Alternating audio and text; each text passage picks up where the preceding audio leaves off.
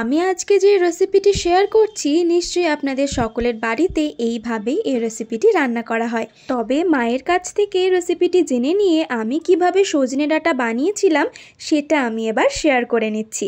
প্রথমে কড়াইয়ে সামান্য সর্ষের তেল গরম করে তাতে দুটো শুকনো লঙ্কা আর কিছুটা পাঁচফোড়ন দিয়ে কেটে রাখা সজনের ডাঁটাগুলো দিয়ে ভালো করে প্রথমে 5 থেকে 6 মিনিট লো থেকে মিডিয়াম হিটে ভেজে নিয়েছিলাম।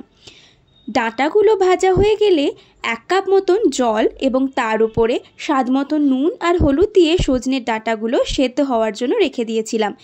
একদিকে সজনের ডাঁটাগুলো সেদ্ধ হয়ে আসুক আর অন্যদিকে একটা পেস্ট বানিয়ে নিতে হবে। তাই শুকনো কড়াইয়ে প্রথমে কয়েকটা বাদাম ভেজে নিতে হবে। তারপরে একটা মিক্সার জারে ভেজে নেওয়া সেই বাদাম, সাদা সর্ষে, কয়েকটা কাঁচা লঙ্কা আর সামান্য একটু জল দিয়ে তার একটা পেস্ট বানিয়ে তুলে রাখতে হবে। এবার যখন সজনের ডাঁটাগুলো জলে সেদ্ধ হয়ে আসবে তখন বানিয়ে নেওয়া সেই পেস্টটা এর ওপরে দিতে হবে। তারপরে সব কিছুকে ভালো করে মিশিয়ে নিতে হবে। তারপরে 5 থেকে 6 মিনিট মিডিয়াম ফ্লেমে সব কিছুকে ফুটিয়ে নিলেই সর্ষে দিয়ে সজনের ডাঁটা একদম তৈরি। তাহলে সিজন শেষ হয়ে যাওয়ার আগে বানিয়ে ফেলুন একবার এই রেসিপিটি।